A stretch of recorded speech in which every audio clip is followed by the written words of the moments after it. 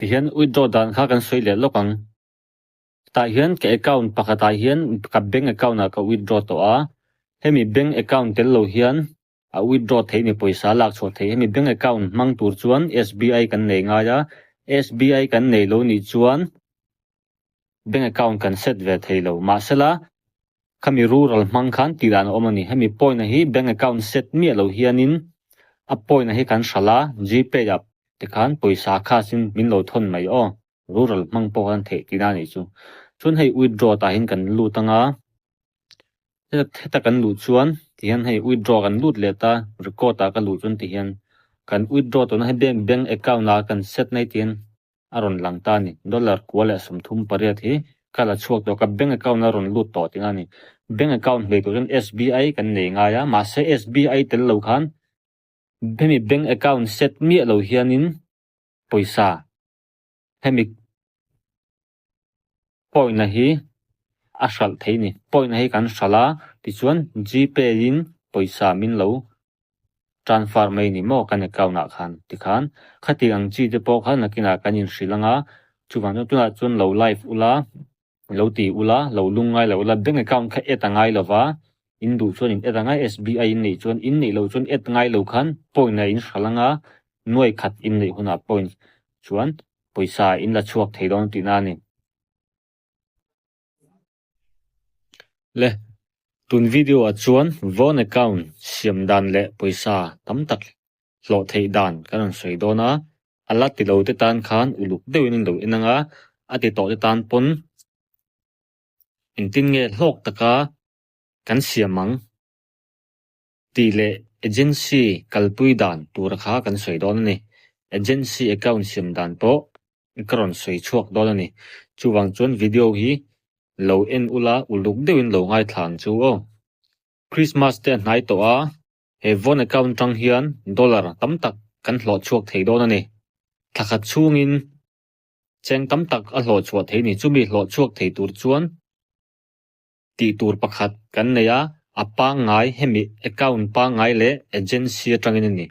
chapter 2 a tun bi ka chuan chapter 1 kan soi nga video te rei dona wangin chapter 2 a agency account siam dan kha karon chop chuak don ani ti chuan tian hei von account chu ni mai ta a account la nei lo te tan khan a tira chuan ta hian helai hian live ti hi helai kan click chuan hei lai hian helai kan click chuan tia kan click chuan insufficient permission ta permission pek angai ta a permission ni pek ba ka khan authentication iti ngai ni authentication ni paltlang lo chuan poisai hlo chuak thei don lo chuwang chun hemi account bi ka tan chuan ngei chia mela ngei chia ani tur ani authentication kha kan ti nge ngai chumi kan ti lo chuan kan live thei don lova authentication kan ti zo ton huwa ngei chia kan nupui te mo kan u nau nu emo khatiang han kan mang mai don ni me chatan chuan kha ke ma ni mela kha atoka ki patan bik chuan kan u nau nu emo kan nu le a kan nu te kan pi te ang chi te kha kan mang kho the ni o ti kha kan don ni chuan kan live thei don ni kha ati dan chu ani mai ta a tuna chun example tan bik kan soi don ni chun hetila hi kan hmu chuan dot pathum hi kan click chuan helai hian ti kan lu tanga ti hian hei kan ming chu moi an ta intira na mo kan ming lem chu men khan ta ma se mei chia thala ka mang ta thalak rot khan lo authentication a khan ke ma ni mei chia nge kan ni ti fin fe na khan mei ta ni ti chuan a ti dan hi an ron thlaka an thak to a ma chuan party te khan kan thua te khan exchange ngai lo khan kan live top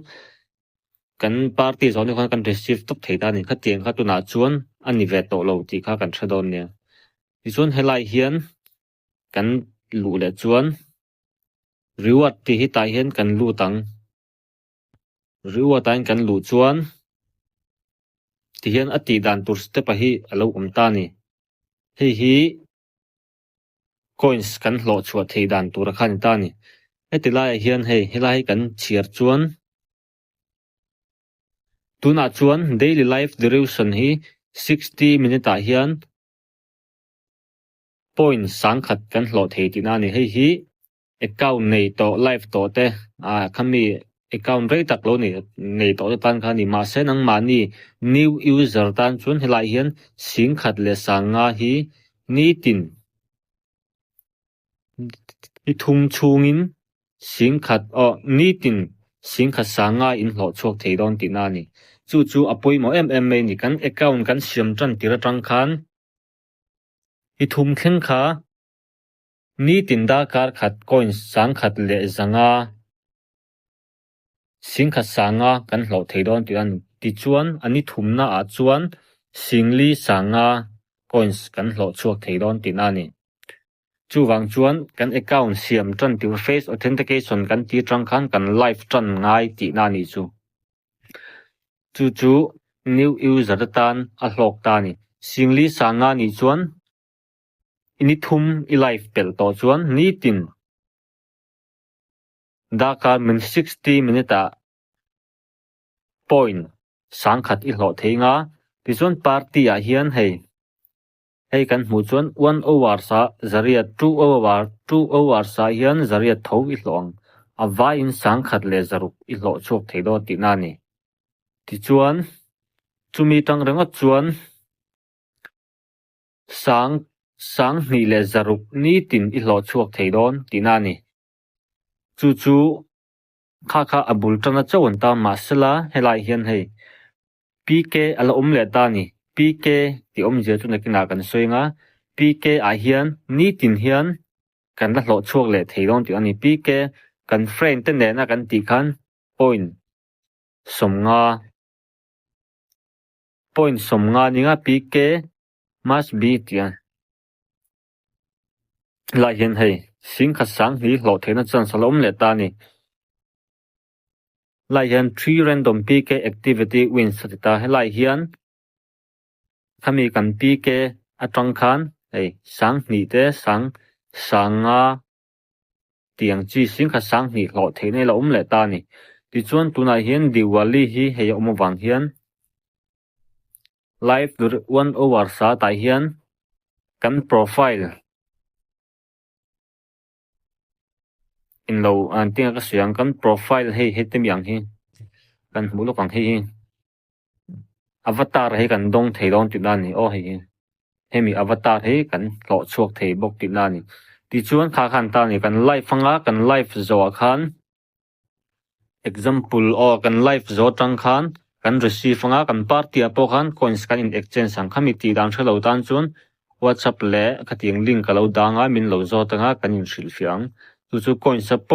point le coins om ta ni hi mo a hlut dan hi ain ang do ranga in ang lo na chu hi kan lak chhuat tur khan ta ni kan withdraw tur khan ta ma se hi hemi mang lo chuanin PK kan party na khanin hemi coins kan hlo chuak thei to lo ti kha kan thadon yan kha hemi big atanga sum kan hlo chuat thei na chun ta ti chuan invite le ta ni helai hian mi kan invite theya number of invite hi ta hin pakwa chuak ning kan ya ma se engma an lut thalo ta live thate khangai ve ta ni hemi tang hian affiliate kha ve le ta ni mo kha athat ve le an chu ni ti chuan enter na kan lo ti ni pon account pani kan siamanga keima ni account le kan nu pat phone kan ma khami kan live fanga ti kan sum tam tak kan hlo chok the ni Christmas te nai to a bazar na ang chi te po kha cheng eng maza kan hlo chok the ni ti kha kan lo thadon nia kha ti dan chun ta lai hian party vel kha la thiam lo kan om takin helai hnuai phei live ti a hin lai kan click chuan start live fa chuta a ngor ta hian party chuam ta ni party kan click chuan permission pek nga ya kan pelok nga ti hian ta hem party ta ma ni na party theilowa ta hian kan thriat anga hi mo party ma life ta party hi chu khatia wal a life thosi enge mel lang lo pon theita ma ni na party theilowa chu hei mi party na hian du chu kan wa thu don tina ni mi party na kan thunga tinga hian mo mi party na kan thunga hei hetilai hi thai lokang helai te hi hemi box hi kan hong ngai hi coin sanita coins kha party kan thut zo kan exchange tun ta ni chuan zanga man thil kan exchange sanga kan thian te kha chuan point kha sang khat le zali vel kha kan hlo de hi dong tina ni hemi hi apoi mo ti ka kan thadon nia chuwan chon hemi point hi collect char ngai ni hemi kan thut chu kan ke tu na hian time ki minute li le som hin ta a hemi aral zo hian kan receive anga kan call zelang kha zanga kan ne ngai party a exchange tu chun mo kha tuna hin point hi anon da luta kan du chuan kan lei thei dollar khat ting lo le khan point sang sari kan hlo chuak thei ti na ni kan lei thei ti na ni kha ti dan big chu ni a chuan agency hi anexa asiam dan kha karon soidon ni chumi khat in thadu ni chuan vi ka channel hi min lo subscribe ula in lo tlo le don ni ti hian agency chu hei akal dan phung chu kan chu anita a helai hian hi agency kaldan hei ti hian tax tur chi sang om ta ni heng ho tang zong hianin sum a hlo chho ti don TikTok Facebook kan tiang chi video kan siam ang chi te pokha thil thu kan post atang pokhan sum a hlo chho thei to ni om ti chuan kan soi zuai nge en le nom nan helai reward ta hin kan click chuan